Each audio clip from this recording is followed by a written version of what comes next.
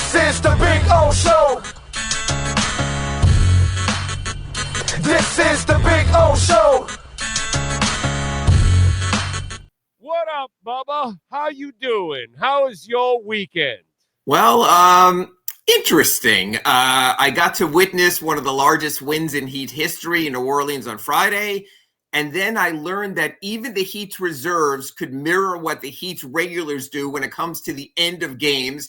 And Big O, was that absolutely apropos way to end the season, blowing yet another fourth quarter lead for the Miami Heat. It's who they are. It's what they've been. You know, it's the kind of season. I don't mean this. I want to keep doing this with you, whether Heat are still playing throughout the spring. But the reality is, my God, this has been a cursed season. Hasn't it been, Big O? Yeah. And look, the other night, the 150, it didn't mean shit to me because, dude, you lost the game against Chicago. And that's where, you know, I needed you to win that game to make this thing. Now you make it a lot harder, and now you got to get out of this plan to make this season matter. At least, you know, to feel good. Like we talked about last week, then this is like pivotal here, how you end, to at least give me some kind of hope. But if you're going to, you know, shit the bed, as they say, every time push comes to shove, you know, it's disturbing. And it's nice to hear Bam say, well, you know, I know we lost 0 of 3, but, you know, anything can happen, this, that, and all. It's, dude, you got to get it done, man.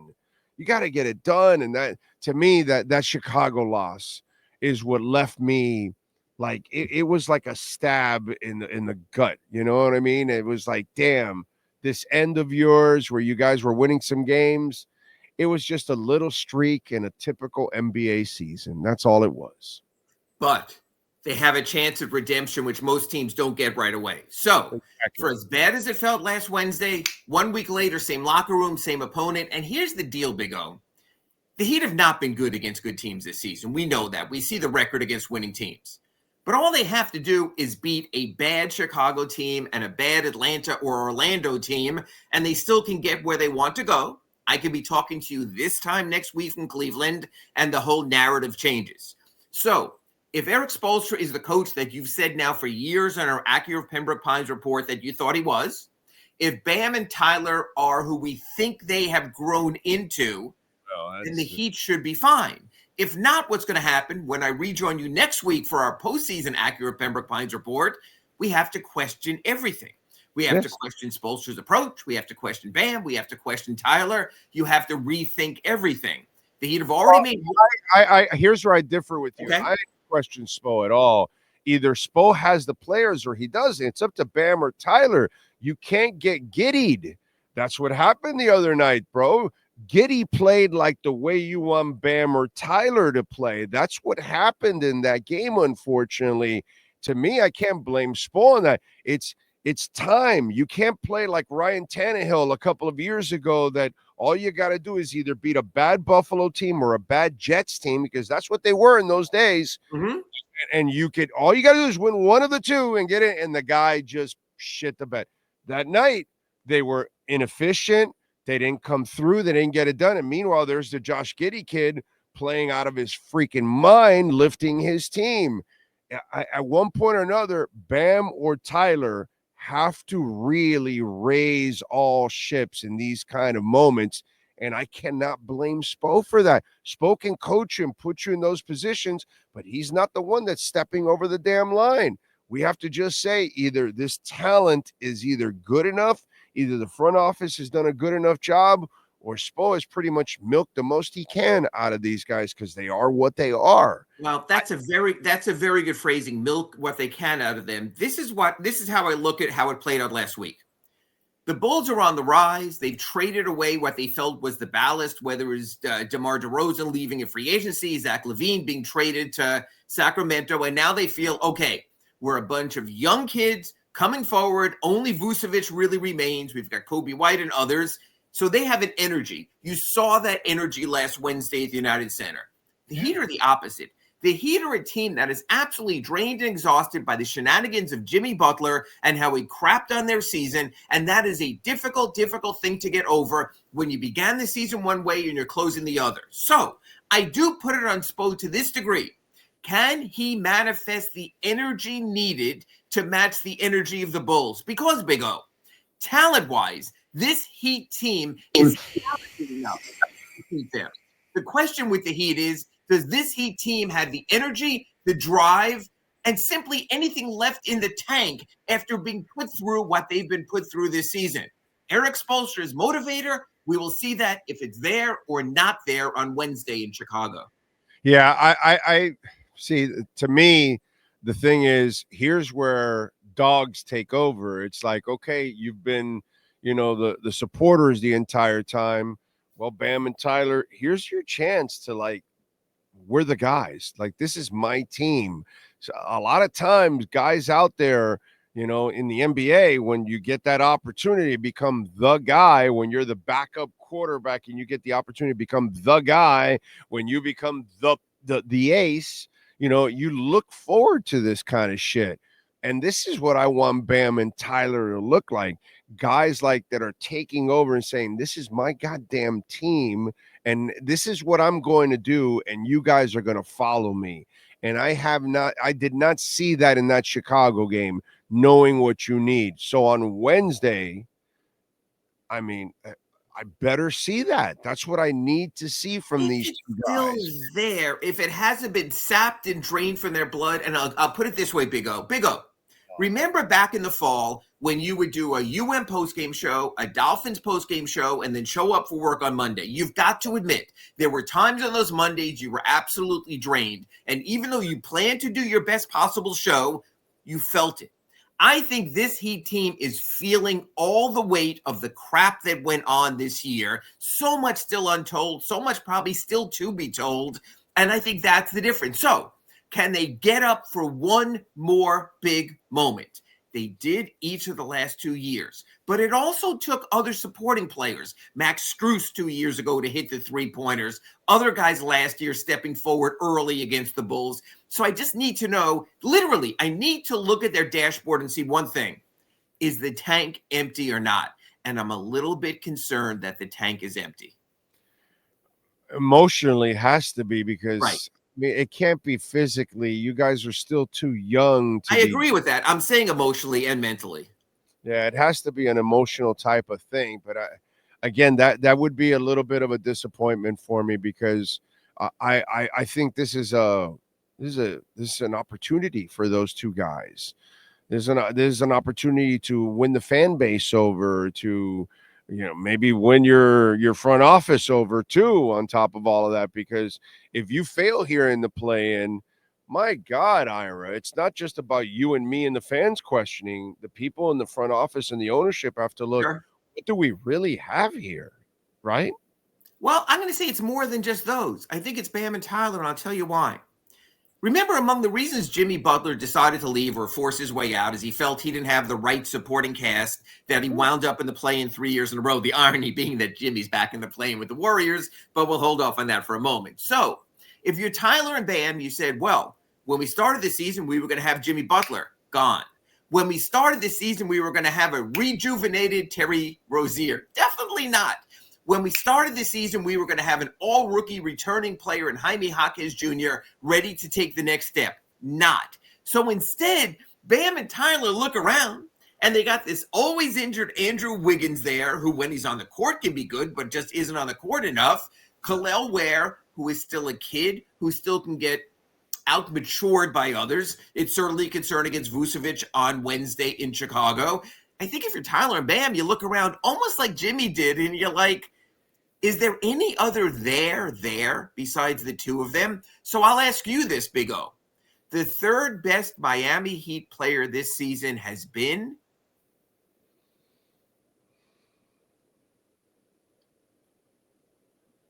There's nobody, because nobody's done it for the year. Exactly. We've only had patches of players, do it here and there and that kind of stuff. Yeah, but see, to counter a couple of your point you just made, for us to say a rejuvenated Terry Rozier, well, Terry Rozier has never been really anything yet. He's never been really ever consistent in his life. Well, he was in Charlotte when he had the ball in his hand 99% of the time, but that was on a losing team. Was he consistent or was he consistently inconsistent? He was consistent. He was pretty good scorer in Charlotte, but they didn't give a rat's ass about winning. And when ball was out and he was ball dominant, but you had to see he was not going to be ball dominant. There was going to be Jimmy. And even after Jimmy left, there was going to be Tyler, and it was a different role. So you can cast a player in role A. Yeah, but it's hard for me really to expect Rozier to be consistent. And it's hard for me to expect after last year that Jaquez would take that next step. You're hoping, right? These are things that we were hoping for, but it's not stuff you can count on. And you paid Bam and you paid Tyler a lot of money. These guys, they're supposed to do it. You're not supposed to count on them or if or maybe. They're supposed to do it. That's the difference there. They're paid to be those guys, and the other night you weren't. And that's where you've got to be that. And I understand who's the third player, but I need my 1 and 2 to play. Like, if you guys want to be considered that, this is the argument that I've had with Heat fans and yourself and everybody else about Bam or Tyler.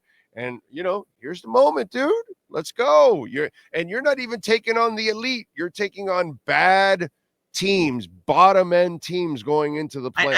And I agree in the play-in, but if you look at this league and you look at the elite teams, it takes more than 2. For example, look at the Thunder, league best Thunder, unbelievable supporting cast, 8-9 deep. Look at the Cavaliers. It's not just Donovan Mitchell, and it's not just Mitchell and Allen, and it's Mobley, and it's Garland, and they rounded out the roster. Even you and I, one more thing, even you and I talk about Jaylen Brown and Jason Tatum, but until they got Derek White and he came around, and until they made the trade for Porzingis, it's not enough. So what I'm saying is Tyler, Hero, and Bam Adebayo can probably lift you to be a 500 team, which they should have been this season. But it takes more. And that's the thing. If you're on the super chat, if you're listening, if you want to chime in, if it takes you as long to name the third best player as it did Big O, that tells you all you need to know about where this roster stands. Exactly. But you're talking about the number ones, the ones that could challenge for a title. That's not even what I'm thinking. I'm not unrealistic. All I'm asking Bam and Tyler is to play to the level of where you're at right now. Get me to 500. You didn't do that. Beat these kind of teams like the Bulls. We'll see. What did I tell you a week ago? All I want them to do is get the hell out of the play-in, be the 8th seed, and put up a respectable fight against Cleveland. Do I expect you to win? Hells to the no, dude. Sure. But if you can go out there, even sneak out a game and win one, maybe even 2. Oh, my God. If you win 2, it's like winning a title. But if you can win 1 and play respectable and lose in the others, I don't care if you're out in 4-1, but if you played respectable, that saves something from the season.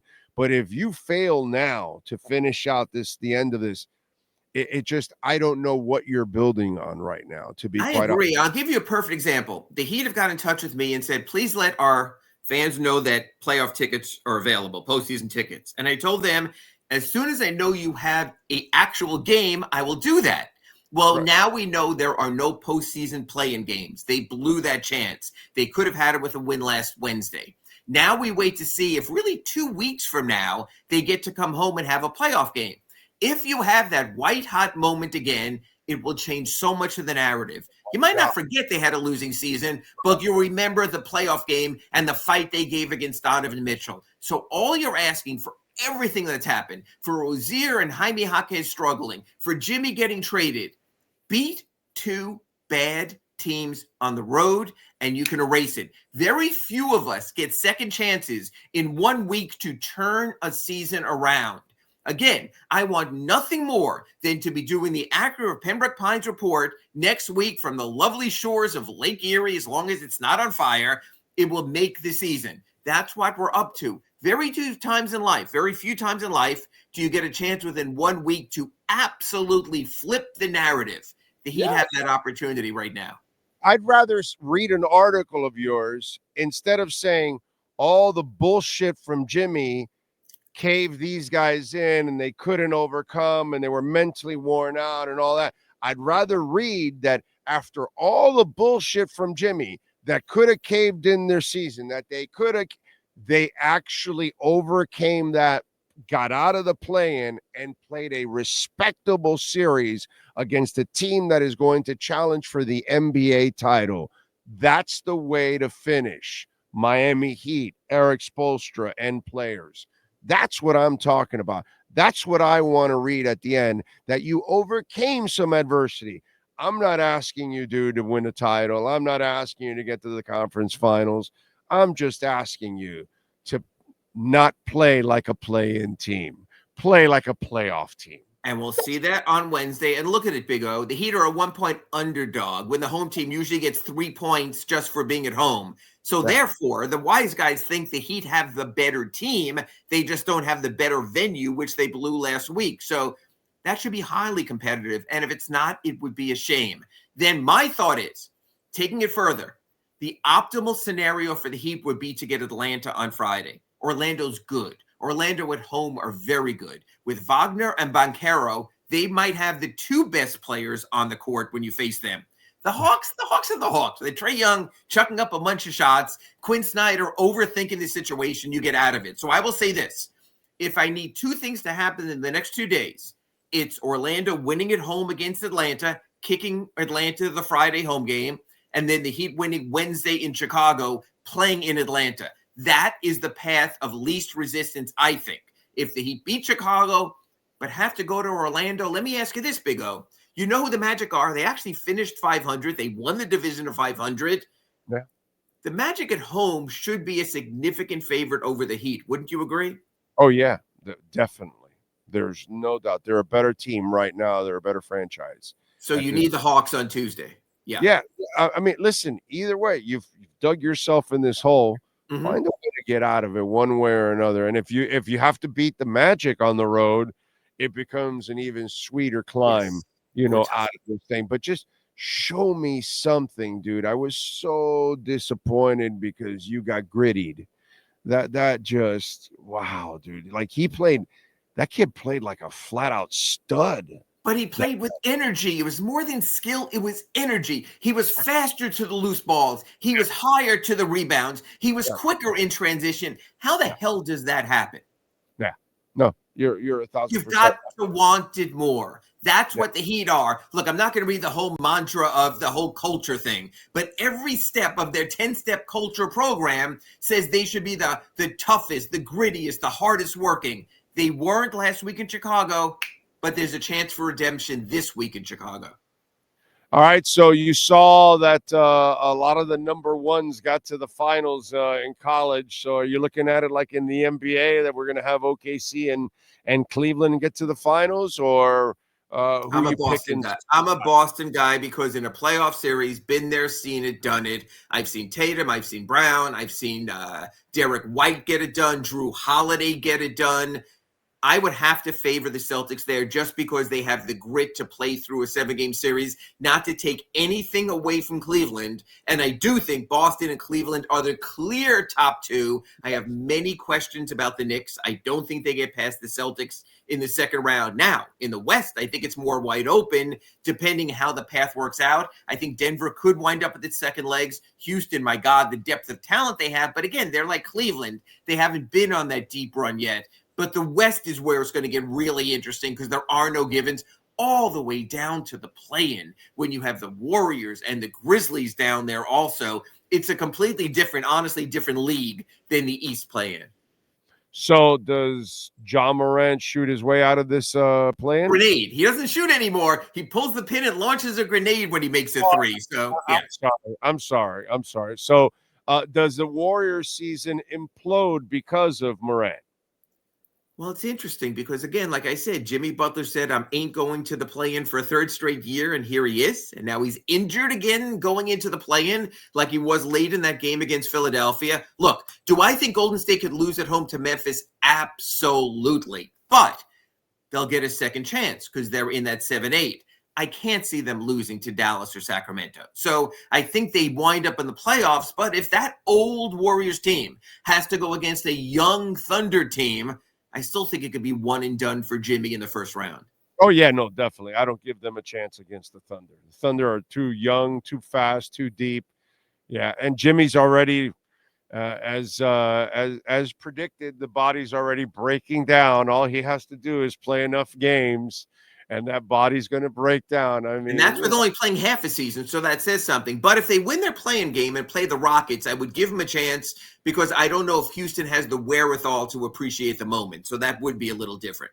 By the way, I didn't get your thoughts. What'd you think of that whole Lakers-Dallas game and the fans' reaction, the Luka thing? It just showed what management did to the fan base, to the team, to Luka. It's still now, months, or a month after the trading deadline, still unfathomable that could happen, but more unfathomable that they didn't open up bidding to the entire league when they could have got so much more if they did want to go in a different direction. I don't see how anyone lasts there, and I'm not sure the fan base lasts there either. Yeah, the equivalent would have been trading Marino for us down here or something like that at that moment. Something, But here's the difference. Dan, at the end, the Dolphins have struggled already in the postseason. Dallas got to the finals. Dallas Mavericks were in the finals last year with so it's timing. It's a matter of when you make that move also and the reasoning, but not a year removed from the NBA finals. Look, you wanted Jimmy Butler traded the year after they made the NBA finals because you felt the time had run out. That was one thing with an older player. Luka is only entering his prime right now. That's the difference. Yeah, I know. And the Jimmy thing, it just would have been the perfect time to load up on the picks. If we knew then what we knew for sure now, absolutely. Yeah. All right, what are you working on this Sentinel so folks can check you out, my friend? I broke down the history of Heat Bulls, all three games, how they swept the series, the Bulls this season, but the Heat have already been swept by the Bulls 3-0 in a season series, and in 23 went to the finals and beat them in the play-in, chronicled the two play-in games. Even the Bulls said, forget the 3-0, we're starting all over again. Big O, what's interesting is I mentioned that in the article I just posted at sunsentinel.com. This is the first time the Heat have had a multiple-day break between games since February 20th and the All-Star break. You give Eric Spoelstra 2 days to go into the laboratory and game plan against someone. I'm not sure there are many, if any, better than him. So I know one thing. The Heat might get out-hustled, outrun, out-efforted. They will not get out-strategized. They will not get out-game planned. I'm really curious to see what Eric comes up with. There you go. Follow him on Twitter at Ira Heatbeat. And, of course, subscribe to the South Florida Sun Sentinel. Ira, as always, thank you. Safe travels, my friend. Talk to you from Cleveland next week. We'll see. Let's hope so, man. You got it. Thank you, Ira. Have you seen the ADX? It is a beautiful vehicle, brand new model. And Acura Pembroke Pines, they've got it, baby. We were there last Friday, Sean and I, in the ADX. Oh, man, they've already got the models rolling in. They got a few more that are coming in that they've ordered. They've just arrived. You can get it for $359 a month, that lease feature. Check it out. The #1 Acura dealership in the United States is right in your backyard at 15601 Pines Boulevard, just off of I-75 in Pines. The Integra, you can get the 2025 model, $339 a month, 3.9% financing for 60 months. The ZDX, get electrified, 0% financing for 72 months, $439 a month. And by the way, the Charger, you take it home with you. It's a beautiful thing, man. They got that portable charger too, so you can take it with you and charge your vehicle anywhere. Check it out, Acura Pembroke Pines, RDX 2025 model. We've had 2 in our home. The RDX is a tank. $399 a month. Check it out, the MDX Tech. Ooh, baby, we can give you $10,000 off the MSRP. Tell them that Big O sent you. They will take care of you. And if you happen to own or lease an Acura, go see Mike Chan and Jordan Ferber. They will take care of you at Craig Zinn's Acura up Pembroke Pines.